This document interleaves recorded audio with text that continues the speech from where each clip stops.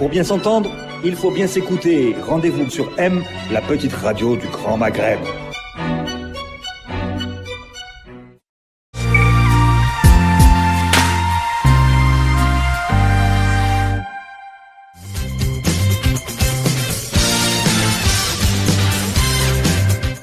Amis auditeurs, bonjour. Bonjour et bienvenue en 2019 avec le Café des experts économiques. Mes amis, bonjour. Bonjour Morad Doumiri et bonne année. Bonne année. Bonjour aux auditeurs surtout. Oui, aux auditeurs à qui on a déjà souhaité bonne année. Bonjour Farhat Aïtali. Bonjour Hassan. Bonne année. Bonjour Saïd El Haris. Bonjour bonne année, meilleurs vœux. Il nous rejoint parce qu'aujourd'hui nous avons choisi d'évaluer le système de production des statistiques en Algérie. Est-il viable ou pas? C'est une question essentielle. On a choisi d'en parler dans la première émission de 2019 parce que ça projette un petit peu de ce que sera la conjoncture évidemment en 2019. On perd les bonnes habitudes et j'ai pas fermé mon téléphone. La question, la première, c'est les éléments de cadrage de la loi de finances de 2019. Il y a un chiffre qui m'a interpellé et c'est sur ce chiffre que nous allons démarrer l'évaluation de notre système de production de chiffres. Ce chiffre dit qu'en 2019, le gouvernement Ouihia s'attend à une inflation de 4,8%. Messieurs, sur quelle prospective s'appuie le gouvernement pour faire cette prévision? Je pose la question tout de suite au spécialiste Saïd El Haris, qui dirige Ecotechnics, qui a produit beaucoup d'études sur la conjoncture, qui avait d'ailleurs une revue qui s'appelait Conjoncture il y a quelques années. Saïd El Haris, comment le gouvernement en arrive à des projections de ce type, 4,8% d'inflation attendue en 2019?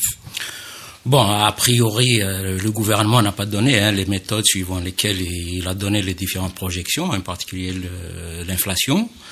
Mais on peut penser en fait qu'il n'a fait qu'extrapoler les chiffres qu'il y a eu au cours de ces derniers mois, notamment en 2018.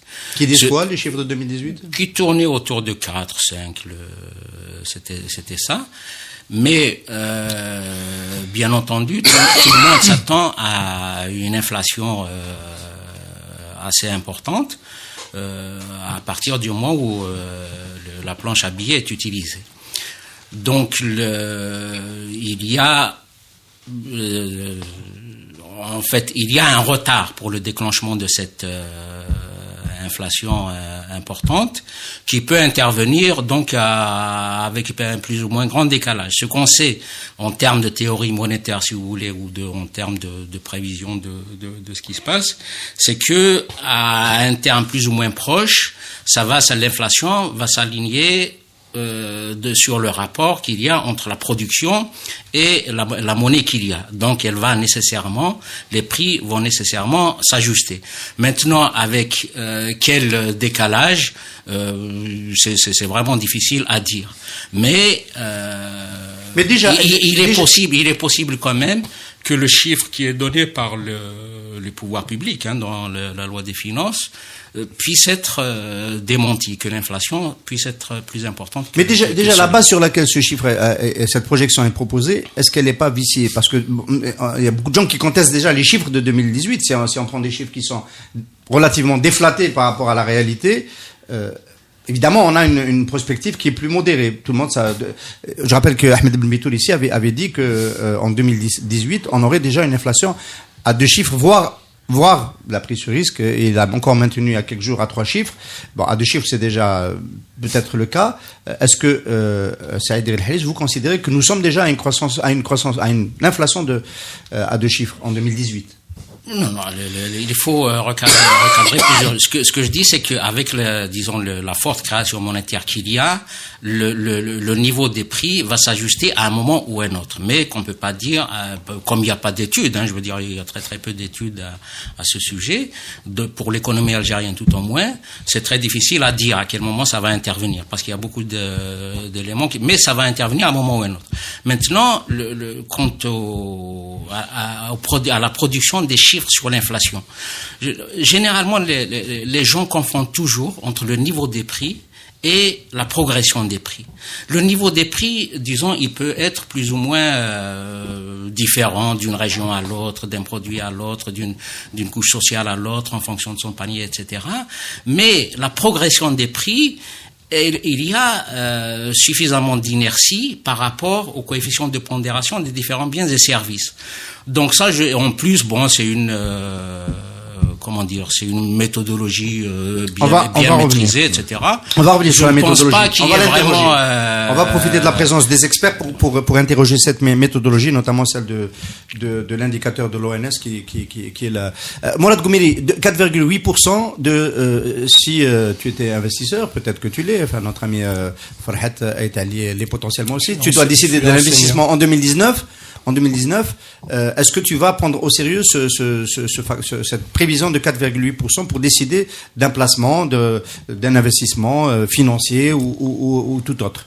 D'abord, il s'agit de prévision. Donc le gouvernement peut toujours dire c'est une prévision, c'est-à-dire c'est un objectif à atteindre. Bon.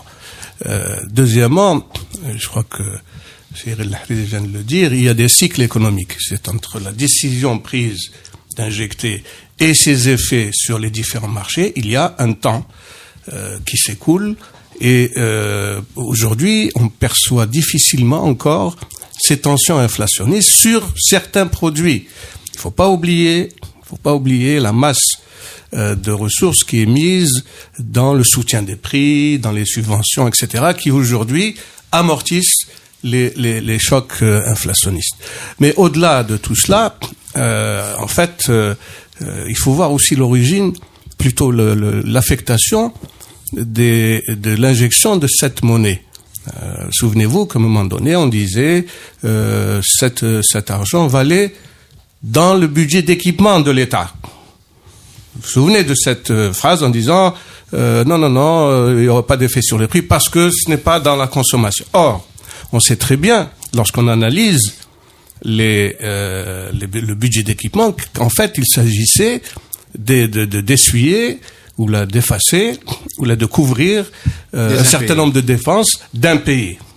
Or, ces impayés, à partir du moment où des entreprises vont percevoir cet argent, eh bien, qu'est-ce qu'ils vont faire? Ils vont payer les salaires, ils vont payer quand on met des ressources dans la Caisse nationale des retraites, par exemple, pour son rééquilibre, quand on met des ressources, qu'est-ce que cette caisse va faire?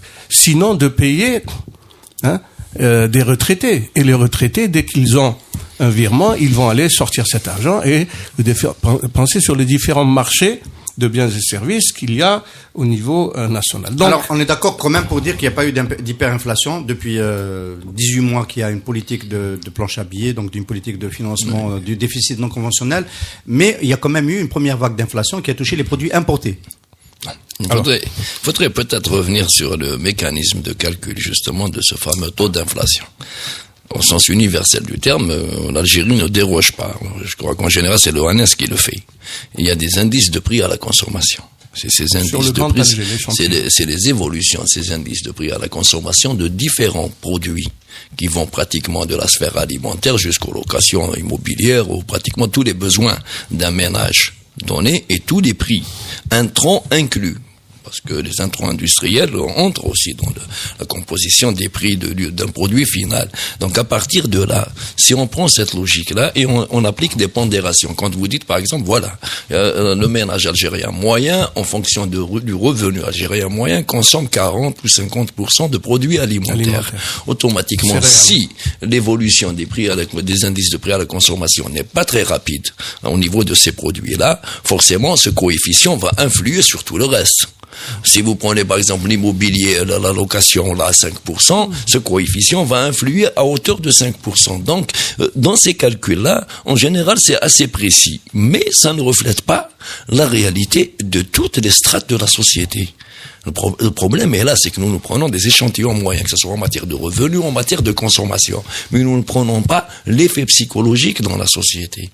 Un ménage qui dépasse les 200 000 dinars de revenus, les augmentations qu'il y a eu même sur les produits importés, il ne les ressent pas psychologiquement. Par rapport le ressenti n'est pas le même. Comme cela est ressenti à partir de 40 000 dinars ou nzil.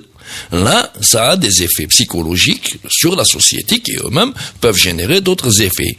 Maintenant, pour ce qui est de la masse monétaire, M2, qui pourrait influer bien sûr sur le taux d'inflation. Pourquoi il n'y a pas eu cette dégringolade qui soit directement liée au montant injecté? Parce que si on parle de montant injecté, on en est à 5200 milliards.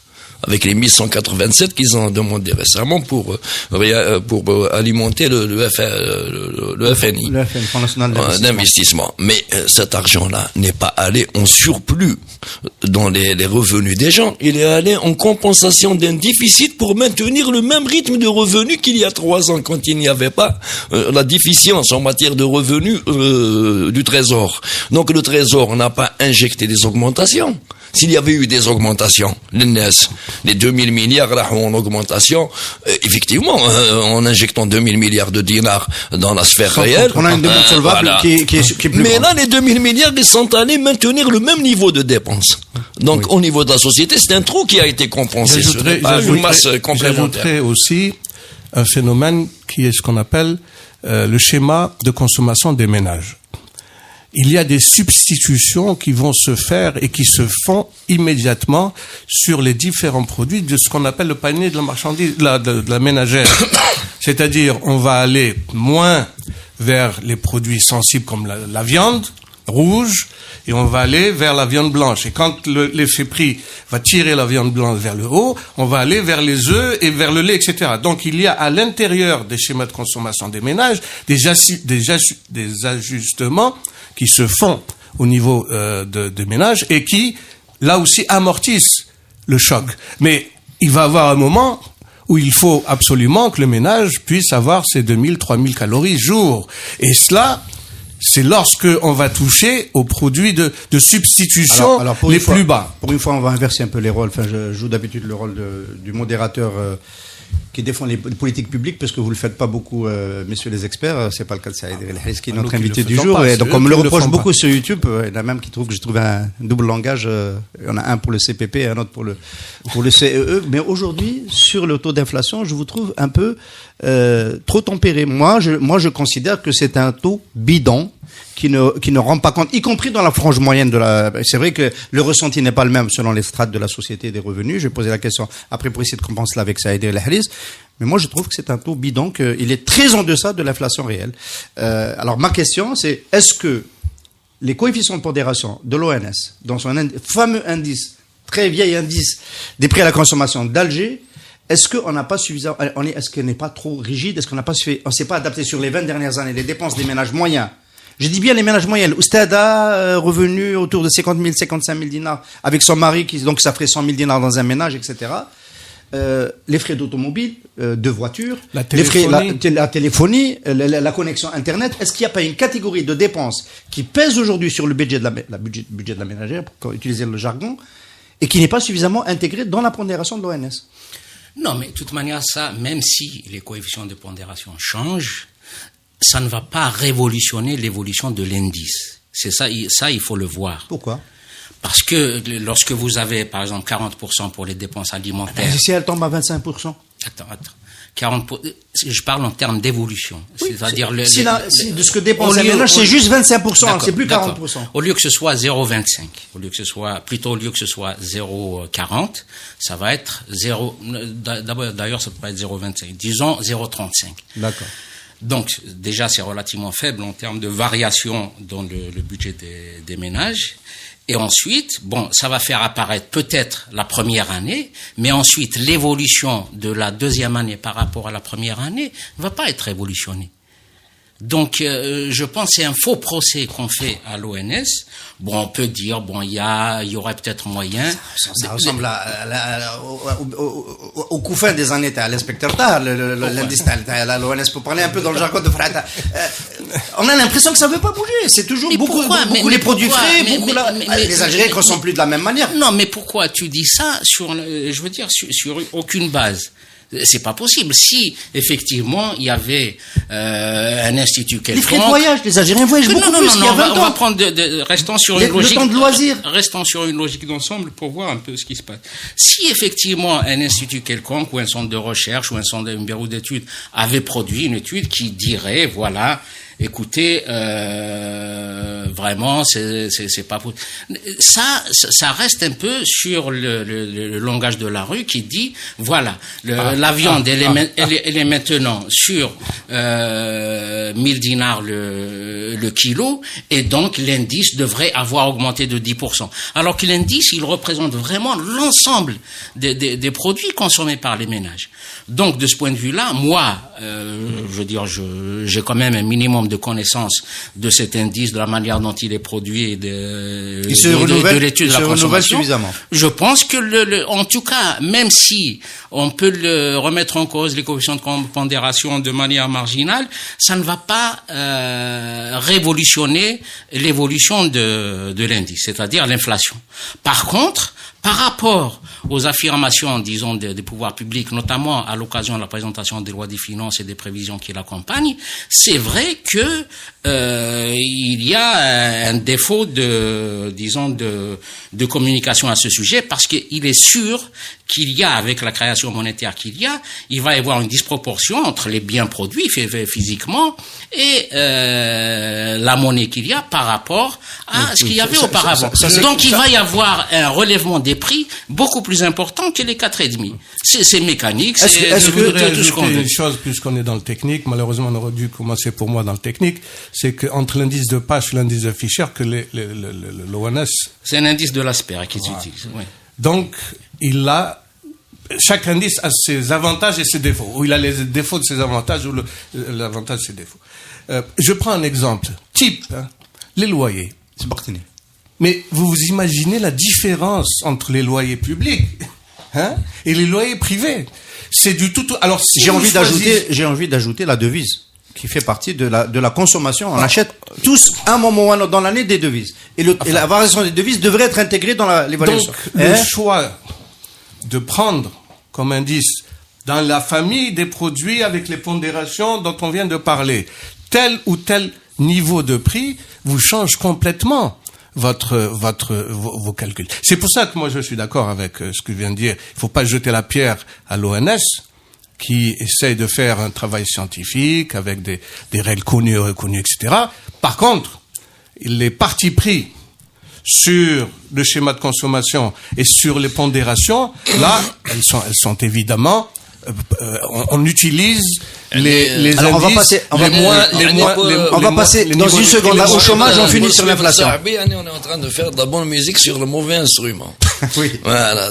Donc, en fin de compte, nous utilisons pratiquement les mêmes tables universellement admises en matière de calcul des indices de prix, mais les mauvais prix, les mauvaises cibles. C'est vrai que dans une économie, je dirais, comme Janus, à double face, qui a pratiquement dans chaque produit un tarif public et un tarif parallèle, électricité, l'eau, le gaz, avec des loyers que le gouvernement estime d'un côté, qu'il a ses loyers publics, mais qu'il estime faux quand il s'agit de loyers privés, parce qu'il redresse en la matière, lui-même ne reconnaît pas ces bases de tarifs publics pour beaucoup de produits.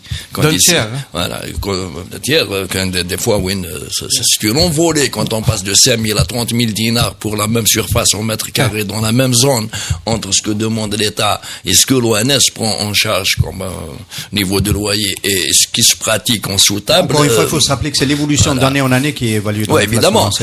Avec Kimehadi, par exemple, Kimehadi, cette histoire de loyer, ça n'a pas augmenté en 2018. L'envolée, si on aurait dû la constater, c'était entre 2004 et 2005. D'ailleurs, en une année, ça a pris des proportions énormes. C'est vrai que ça peut pas continuer comme ça. À partir de là, il y a même eu des fois des reculs, faute de demandeurs. Même le prix de l'immobilier, d'ailleurs, il commence à chuter. Donc, on ne peut pas s'accrocher à cette technique de calcul pour prévoir un taux d'inflation pour l'année prochaine. Par contre, quand je parlais tout à l'heure des fameux dinars injectés, qui n'ont pas encore fait leur effet inflationniste, pourquoi ils l'ont pas fait? Le gouvernement ne veut pas se poser la bonne question. Où sont passés les autres dinars qui sont pas revenus au trésor, qui n'a pas pu fiscaliser? Ils sont quelque part. Ils n'ont pas été utilisés parce que s'ils étaient sur le marché, s'ils tournaient, avec l'appoint de ces émissions, on aurait déjà vu le tsunami. Par contre, le fait qu'ils ne tournent pas, c'est que maintenant il y a une thésaurisation. Et cette thésaurisation qui est un phénomène paradoxal quand même dans une économie où on a peur, logiquement on ne cache pas des billets dont on a peur de la dévaluation massive future. La logique voudrait qu'on essaie par tous les moyens de déplacer quelque part. Est-ce que c'est pas des euros quand même qu'on thésaurise? Non, mais les euros, mais pour thésauriser des euros, encore faudrait-il payer quelqu'un en dinars. Ces dinars, ils sont quelque part chez quelqu'un. Messieurs, alors on va avancer sur les indicateurs. Pourquoi on est resté sur l'inflation et sur les chiffres, et pourquoi on a commencé par parce que l'année 2019 est un enjeu éminemment politique, tout le monde le sait. Il y a cette élection présidentielle en avril prochain. Quel va être le climat social de cette année-là? Ça va donc dépendre de ces indicateurs, notamment de l'inflation. Est-ce que les Algériens vont, c'est ce qui est en train de se passer au Soudan, sortir dans la rue pour des prix qu'ils considèrent comme trop élevé. On a fait une émission pour savoir pour plus ou moins conclure qu'il ne sortirait pas à cause de la pression fiscale, à cause des raisons qu'on a expliquées dans le Café des experts, mouvement Gilets jaunes. Le chômage. Le chômage a été en 80, dans le contre-choc de 80, peut-être le plus grand déclencheur avec les pénuries de octobre 88. Est-ce que vous considérez que les chiffres du chômage, messieurs, sont des chiffres sérieux? Ils sont totalement fous. Là, non, c'est pas de l'inflation. Là, c'est vraiment de la fumisterie politique. On ne peut pas. Là, on retrouve Farhat. Non, bon, il y a des taux et des taux. Quand on me dit, quand le monsieur de la CNAS, il court derrière 5 millions de cotisants potentiels qui sont dans la nature et que je les retrouve dans les chiffres de l'ONS comme étant des travailleurs, travailleurs parce que les statistiques de l'ONS pour ce qui est du taux de chômage, selon les normes du BIT. Selon les normes du BIT, c'est des enquêtes qu'on fait dans les ménages. Quiconque prétend ne pas être demandeur d'emploi ou être détenteur d'une occupation quelconque est un employé. C'est un employé. Je ne sais pas, c'est un trafiquant. C'est censé être employé. On les intègre dans les chiffres de l'emploi du gouvernement, ce qui est totalement fou.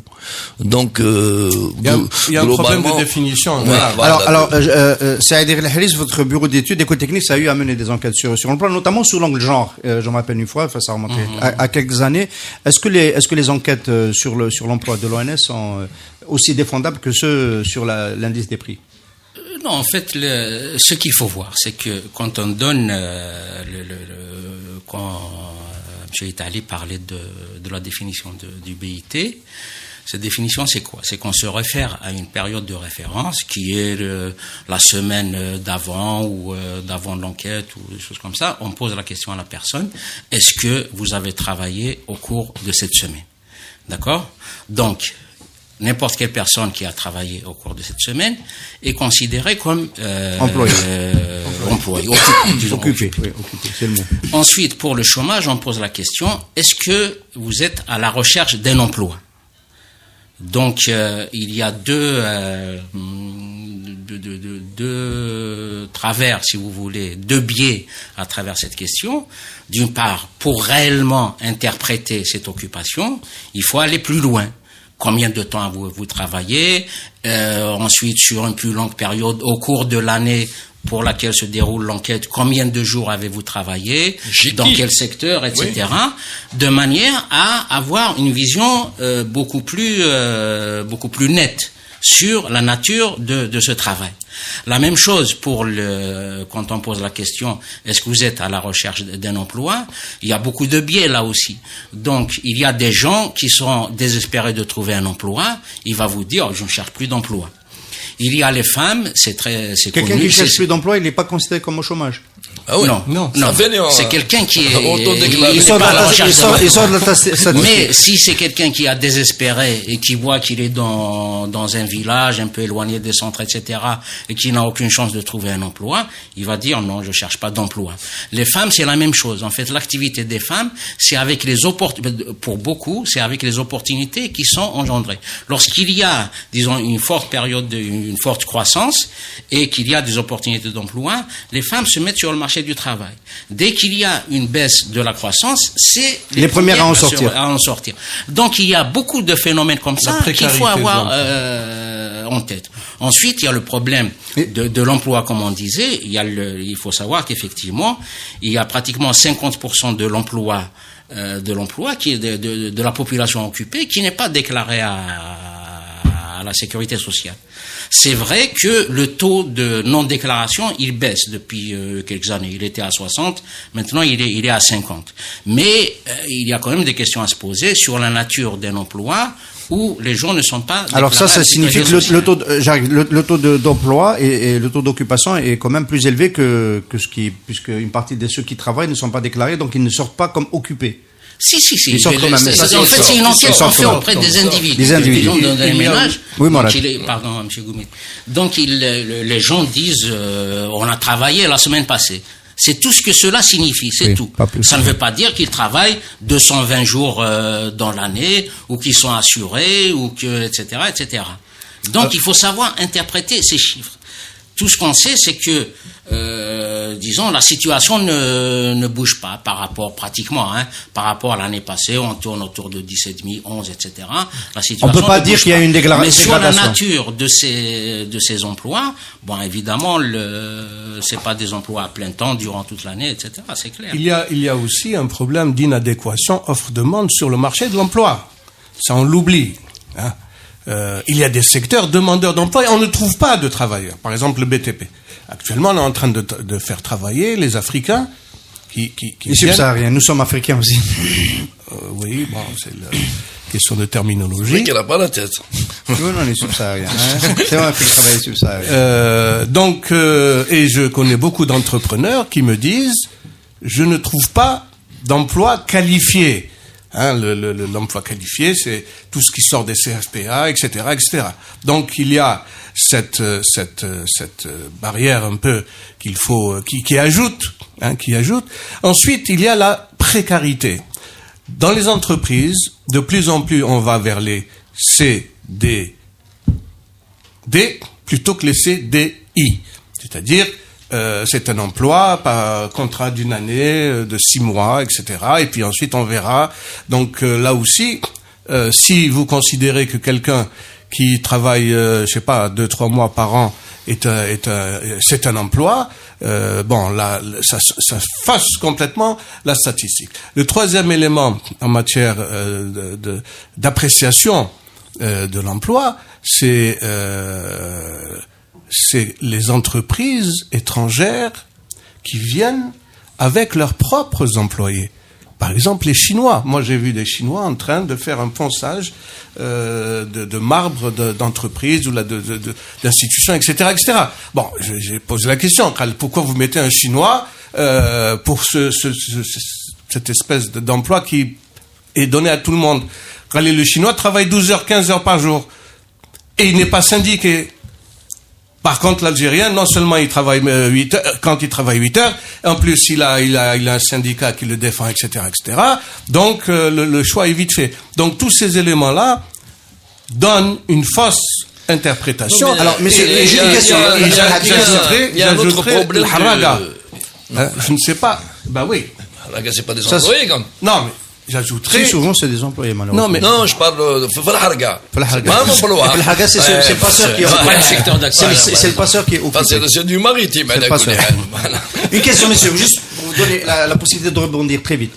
Les deux indicateurs de l'inflation et du chômage, on l'a bien compris. Si on est au gouvernement, ce sont deux indicateurs qu'on va surveiller de près. On peut faire des arbitrages en politique publique pour dire. Donc, on va bricoler de près aussi. Voilà. Alors, ma question, c'est est-ce que le gouvernement peut faire confiance à ces indicateurs dont on vient de dire, en gros, quand même, au bout de ces minutes de discussion, qui ne sont peut-être pas représentatifs de la réalité. Oui, mais peut-être pas représentatifs, mais en termes d'évolution, c'est l'évolution qu'on retient. C'est l'évolution qu'on retient.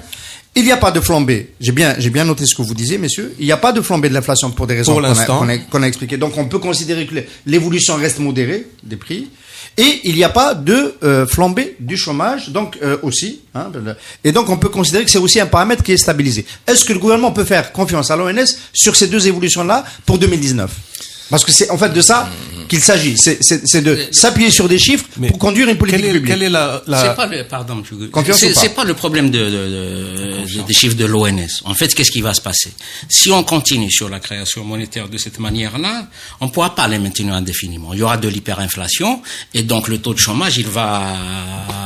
Pas obligatoire, non, ça va pas en somme nécessairement. En théorie économique, bien sûr que si. Non. Bien sûr que si. Après, c'est un autre débat.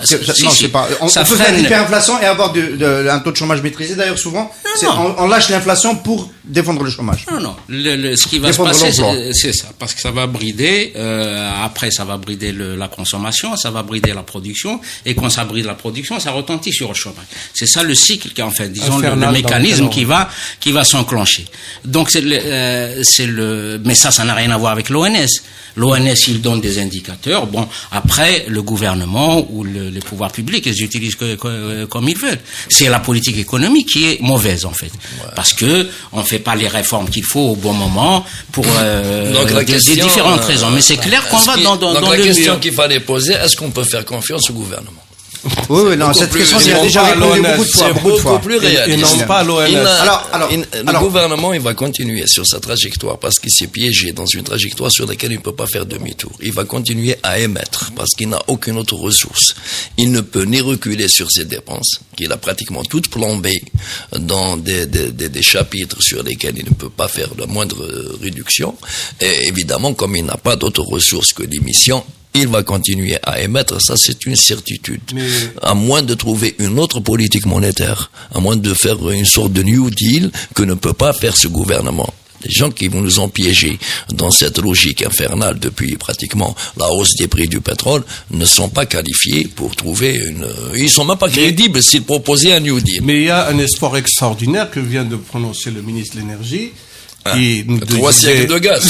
Il nous disait, il y a quelque temps, il y a 3 années de gaz, mais il y a une semaine, il a dit, il y a 3 siècles de gaz. Ouais. Donc, ça, voilà. On va y revenir. On va s'occuper du ministère. On va le gazer, quoi. Alors, on va continuer à évaluer un petit peu des groupes de chiffres et des groupes statistiques dans la production de la prospective algérienne. On va s'intéresser à la production. C'est quand même important de savoir si l'Algérie est plus riche d'une année à l'autre. C'est très important. Et il y a ce fameux indice que produit d'année en année le ministère de l'Industrie. Le PIB ou la production. Le ministère de l'Industrie pour la production industrielle. Il y a un désinvestissement. Voilà. Alors, qu'est-ce qu'il vaut cet indice, sachant que l'évaluation de la production du privé, déjà le privé formel, échappe en grande partie à cet indice. Et on sait que la part du privé est devenue importante dans la production de richesse en Algérie. Qu'est-ce qu'il vaut? Est-ce que, je vais poser une question un peu provocante, est-ce que, messieurs, on n'a pas sous-estimé la richesse de l'Algérie parce qu'on ne la regarde pas dans son ensemble? Oui? Bon, d'une part, je rectifie un peu, l'indice de la production industrielle, c'est pas le ministère de l'Industrie qui le produit, c'est toujours l'ONS. L'ONS, oui. Et effectivement, aux grandes dames, disons, de la nation, à la limite, l'ONS ne produit qu'un indice sur le secteur public national, qui a de moins d'importance dans l'industrie elle-même. Et c'est un très grand problème, je pense, un gros problème. Donc, il faut rectifier. Donc, en réalité, donc on ne connaît pas le niveau de la production industrielle. On connaît pas. C'est ça qu'on est en train de dire. On la connaît un peu. Pourquoi? Parce qu'en fait, dans la production des comptes nationaux, c'est-à-dire de la comptabilité nationale, il y a quand même des estimations qui sont faites sur cette production. C'est-à-dire à travers des techniques qui sont, c'est-à-dire retracer un équilibre ressources-emploi pour chacun des produits, en prenant la consommation d'une part au niveau des emplois, plus l'investissement, plus les exportations, et au niveau des ressources, les importations, on peut avoir, en soldant sur on peut avoir une idée de ce qui est produit. Donc il y a différentes techniques qui permettent mais c'est quand même une grosse lacune dans notre système de production statistique. Il y a autre chose. Monsieur Aït Ali parlait tout à l'heure donc de ce qui est thésaurisé dans la création monétaire, etc. Je veux dire, l'ONS produit soi-disant des comptes trimestriels, mais déjà, il ne donne pas les équilibres ressources-emploi au niveau du trimestre. Ensuite, il y a des choses qui sont pas, où il ne produit pas de chiffres. c'est-à-dire l'épargne des ménages, on la connaît pas. Comment elle est constituée, c'est-à-dire la partie monnaie, la partie bijoux et or, la partie devises, la partie etc. Tout ça, on ne sait pas. Alors qu'il faut des instruments comme ça, il faut des chiffres comme ça pour connaître justement pourquoi il y a un retard dans l'inflation, pourquoi il y a tout ça. On n'a pas. Ensuite, il ne produit pas, comme disait M. Goumi, le TOF, le tableau des opérations financières. Impossible. Il n'y a rien. On n'a rien. On n'a rien sur l'endettement des entreprises, sur le patrimoine des entreprises. On n'a rien. Sur l'investissement, vous vous rendez compte? Je veux dire, chacun de nous a en tête les mémoires qu'il a fait en licence ou en DEA sur la structure des investissements durant le premier plan quadriennal, deuxième plan. Depuis le dernier plan annuel qui remonte à 93, on n'a aucune statistique sur l'investissement par branche. Vous vous rendez compte de ce que c'est, alors qu'on est en train, soi-disant, d'encourager l'investissement, de donner des codes des investissements, etc. Ou bien de faire l'importance du secteur privé. On ne sait pas. Est-ce qu'il investit plus que le public? Vers où va son investissement? Tout ça. C'est le plan qui produisait ces chiffres? Oui, c'était le plan qui produisait ces chiffres à l'époque. Parce que c'était planifié, c'était le plan annuel. L'investissement, si on prend les statistiques aussi, on monte au coût des investissements, on risque de fausser. Justement, on risque aussi de fausser la donnée. Parce que, quand vous disiez, est-ce que le privé investit plus que le public, mais est-ce qu'il n'investirait pas plus cher que le public? Non, peu importe. Moi, ce que je voulais dire, c'est en termes de production statistique. En termes de production statistique, c'est-à-dire là où il y a effectivement des déficiences par rapport à l'indice de la production industrielle. Je veux dire, il y a tout un pan de la réalité économique qui ne touche pas l'ONS. Mais les statistiques, si elles ne sont pas détaillées, je ne parle pas seulement des coûts.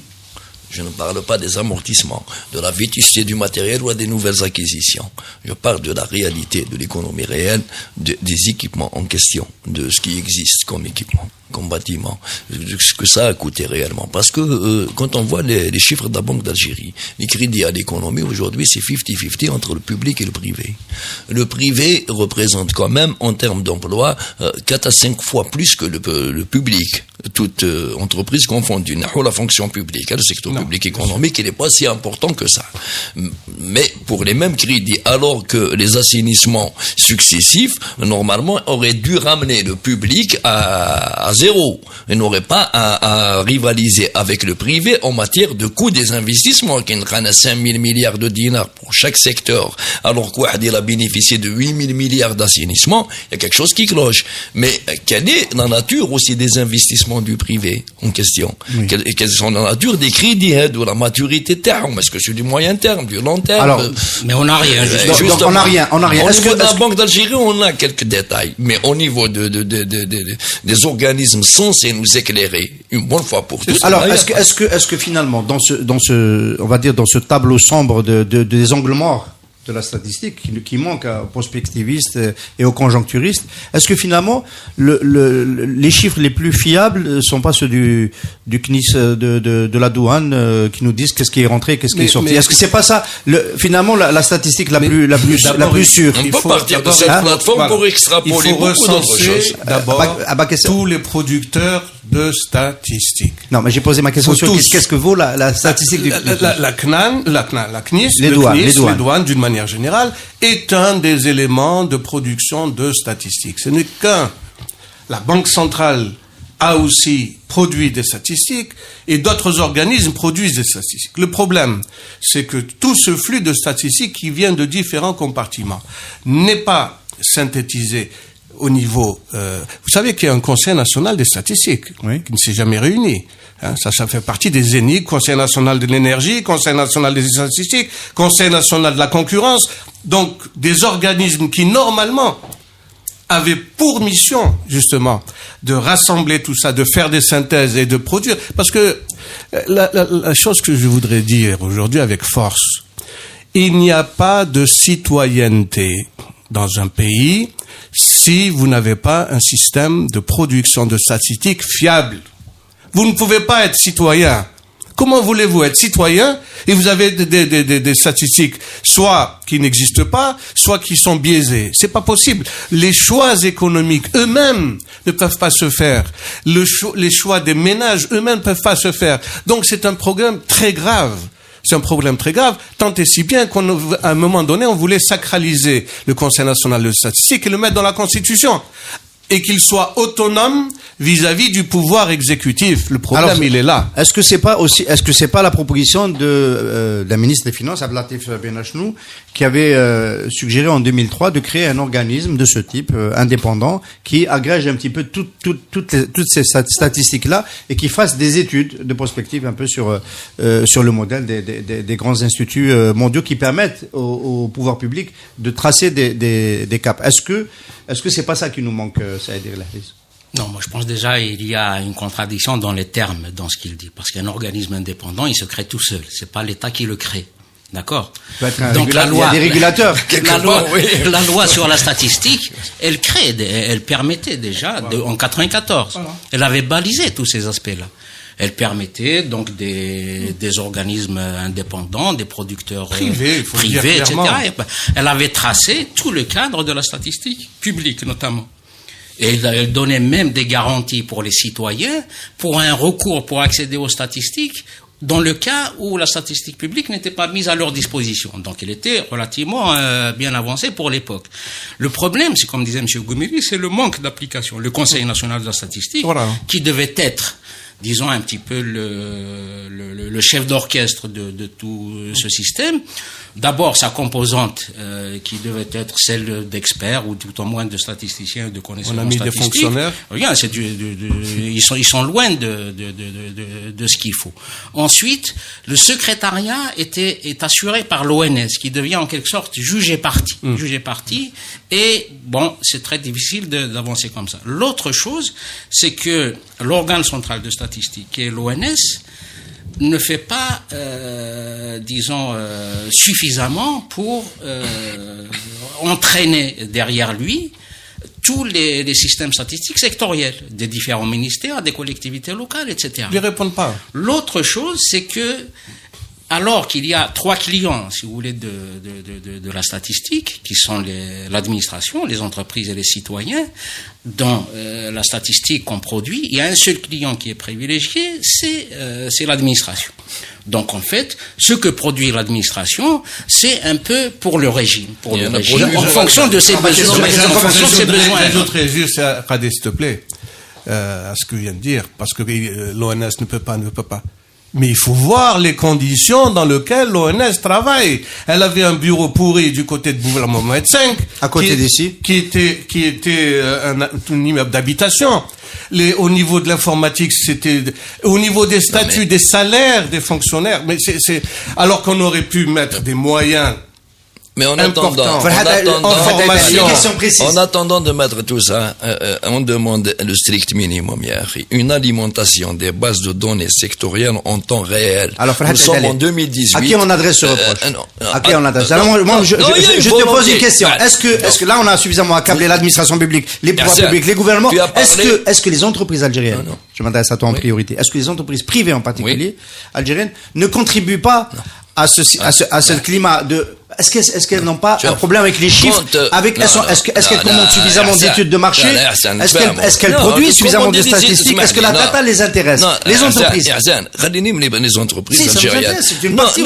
نبداو دوك انت شوف كي دي statistiques دي données.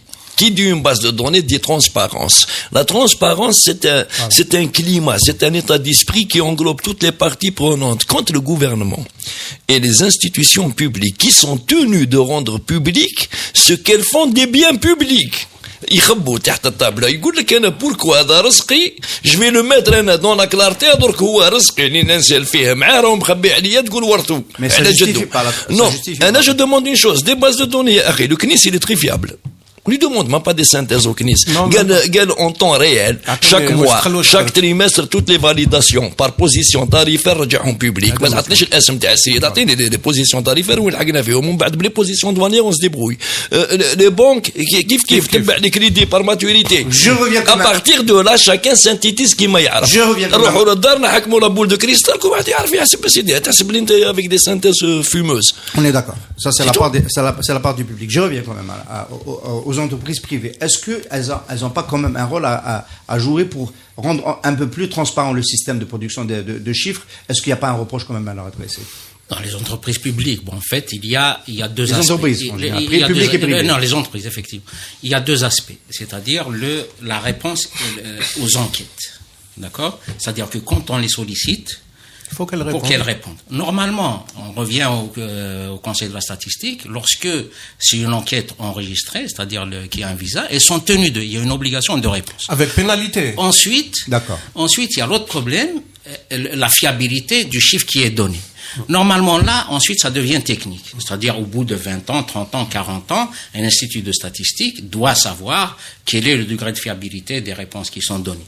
Mais pour les entreprises, pour les enquêtes auprès des entreprises, il faut savoir qu'il y a un très très gros problème, c'est qu'il n'y a pas de base de sondage sur les entreprises, ou tout au moins qu'elle est très peu fiable en fait. C'est-à-dire, au jour d'aujourd'hui, vous allez au CNRC, il vous dit qu'il y a 1,8 million plus 150 000 personnes morales, 1,8 million personnes physiques. Mais en réalité, nous, on a fait je ne sais pas combien d'enquêtes auprès des entreprises. Quand on va sur le terrain, on ne retrouve que la moitié. Et parce qu'il faut annexer la droit à la purée pour radier. Voilà. Le registre à et donc il faut savoir à quelle population vous allez extrapoler les chiffres de vos enquêtes. Et là, il y a de très très gros problèmes qui, évidemment, retentissent en termes de fiabilité sur les chiffres que donne l'ONS. Oui. Alors, ça rend d'autant plus compliqué. Il y a des correctifs, on peut corriger. Mais quand la base de données initiale est pourrie, c'est-à-dire qu'elle ne répond pas à la réalité, il n'y a rien à réparer. Donc il faut qu'il y ait un système, encore une fois, fiable. Mais pour qu'il y ait un système fiable, il faut qu'il y ait une volonté politique. Hassan, quand tu as 12 000 milliards de dinars, dont pratiquement 10 000 milliards, je suis prêt là, à garantir qu'ils sont irrecouvrables ad vitam aeternam. Au niveau du système bancaire. Qu'il fait faire la Cour des comptes dans l'Assemblée, sans que personne ne puisse prendre la peine de définir ce qui est recouvrable, de ce qui est irrécouvrable, ce qui est logique, de ce qui est irrationnel dans ces chiffres. Ça, on parle de chiffres monétaires, hein, de recouvrement public, des projets politiques. Il y a des gens qui disent ne dirige l'émission, on va récupérer les 12 000 milliards, ils ignorent que c'est 80% du PIB. Et alors, à partir de là, quand dans un pays, un gouvernement n'arrive pas à répondre à une réponse aussi simple, où sont passés 12 000 milliards, est-ce qu'ils existent réellement, est-ce que c'est de la fumisterie? Alors je sais que beaucoup c'est de la fumisterie. ما قدرش يجاوب عليهم. كيفاش تحب انت دير des statistiques industrielles portant sur la productivité des uns et des autres? Et si c'est de la fumisterie, il faut les assainir. Vous savez, dans un bilan, dans les conseils d'administration que j'ai, la plupart des bilans sont faux. Il y a des ressources fictives. On a des dettes, on a des créances sur des entreprises qui n'existent plus. Non, il faut le recouvrir. Il n'existe plus le bonhomme. Et on le traîne. Chaque année, les gens ont peur. L'Assemblée générale, il faut assainir. Donc, on a des bilans qui ne représentent pas la réalité comptable et financière de la situation de l'entreprise. Quand vous l'agrégez au niveau national, alors là, ça devient... C'est une calamité, c'est une catastrophe. Et les commissaires aux comptes qui sont censés, comme auditeurs externes, à exiger les assainissements, exiger que l'actif ne soit plus fictif, etc. Eux aussi, ils ont compris la situation. Qu'est-ce qu'ils certifient avec des réserves. Je certifie, mais je mets des réserves. À vous de lever les réserves, c'est plus mon problème. Alors, on a bien compris, on arrive vers la fin de cette émission. Cher ami, les chiffres, les statistiques permettent aux politiques, aux décideurs de tracer un cap et de décider de bonnes politiques publiques. Si les chiffres ne sont pas bons, évidemment, on va se fourvoyer et on peut se fourvoyer très lourdement. Aujourd'hui, si je vous posais la question, Saïd El Haris, vous êtes conjoncturiste, la tendance de la production des entreprises en Algérie, l'indice de confiance, c'est le FCE qui essaie d'évaluer, mais ça c'est pas des chiffres, c'est un ressenti. Aujourd'hui, est-ce qu'on peut, par exemple, sur la base de l'évolution des stocks, qui est un des éléments des stocks industriels qui permet de savoir si les stocks sont élevés, on va vers un goulot, si ils sont en train de baisser, on peut espérer une croissance. C'est cet indice qui fait bouger la bourse de New York pour la partie produits manufacturés, et l'indice des nouveaux permis de construire, l'évolution de mois en mois, qui peut aussi influencer le CAC 40 en France, parce que le bâtiment est un élément important. Chez nous, le déstockage, le stockage, le niveau des stocks, est-ce qu'aujourd'hui on peut l'évaluer pour pouvoir faire une prospective conjoncture? Non, en fait, il y a une enquête. Il y a une enquête de l'ONS qui porte sur l'opinion des chefs d'entreprise et qui touche un peu le côté stock. Mais bon, je veux dire, mais à la limite, même s'ils étaient fiables, elle est publiée avec tellement de retard qu'il n'y a aucun. Sur le plan des comptes économiques, en fait, les stocks résultent d'un effet poubelle en quelque sorte. Quand on estime l'équilibre ressources-emploi, tout ce qu'on n'arrive pas à caser, il est dans les stocks. Donc, il n'y a rien à faire. Par contre, effectivement, je pense que l'ONS peut faire des efforts, notamment sur le traitement des statistiques de l'ANEM, sur le traitement du CNIS pour donner une information beaucoup plus rapide et la diffuser beaucoup plus rapidement. À ce sujet, il y a quelque chose qui est quand même aberrant en termes de rapidité de diffusion. L'ONS, dans le temps, quand il produisait un chiffre, il jugeait qu'il était au point, il le donnait à la presse. Là, ils se sont obligés de passer par l'APS d'abord, en tout premier, qui met 3 à 4 jours ou 5 jours avant de le publier. C'est complètement aberrant. C'est pas le rôle. C'est donné normalement à tout le monde et puis on publie. On a eu des situations, il passait par le ministre de tutelle aussi avant de publier. Pour certains chiffres sensibles. Ça veut dire qu'il y a un manque de sensibilité, y compris de l'ONS. Et d'autres opérateurs comme d'autres institutions comme la Banque d'Algérie c'est pour ça que je disais tout à l'heure, le premier client c'est plutôt l'administration, alors que lorsque l'ONS diffuse des chiffres, il peut y avoir, disons, un impact, y compris sur la croissance. Ça peut être à plus ou moins 1% de croissance, suivant qu'il diffuse au bon moment, il diffuse les bons chiffres, etc., parce que ça peut sécuriser ou laisser les industriels dans l'incertitude des initiatives en fonction de la conjoncture. Donc il y a une absence de prise de conscience de l'importance. La Banque d'Algérie est tenue par la loi 90-10 sur la monnaie et le crédit de publier sur le journal officiel chaque mois. La situation allez la chercher. Index 5 après 18 mois. Après, allez chercher. L'exploitation n'est pas. Et vous allez voir. Bon. Une information statistique qui ne vient pas en bonne heure, on n'en a plus besoin. Mais justement, c'est ça la technique, parce que la loi interdit pratiquement de camoufler les statistiques publiques. Mais quand on les garde, on a quitté avec 6 mois de retard. Bon, ces idées sont tout aussi fiables, mais pour l'exploitation immédiate, pour la réactivité, c'est trop tard. Comme l'histoire de l'émission monétaire. La situation qui a démontré qu'en 2017, on avait sorti 2500 milliards de dinars en un mois. En juillet 2018. Il y a le temps que ça passe. Ça sent vraiment la filouterie politico-économique.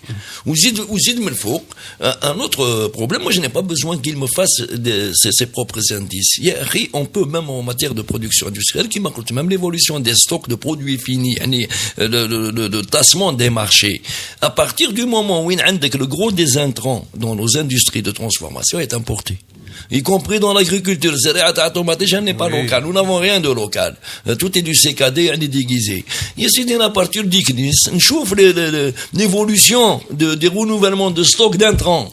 Quelqu'un qui a des stocks morts ne s'amuse pas chaque mois à renouveler ses stocks. Donc, nous avons des techniques d'audit et non pas d'estimation. Ce n'est même plus d'estimation. Là, c'est de la vérification financière et même fiscale. On chauffe les flux.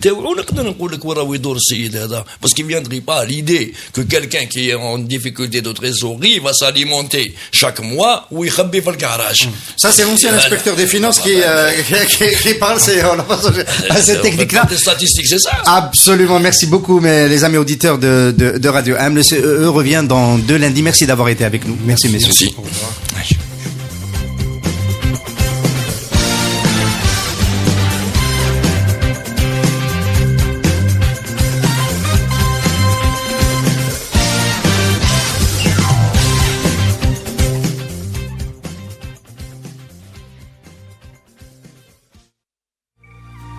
Avec Cevital, une dynamique de croissance.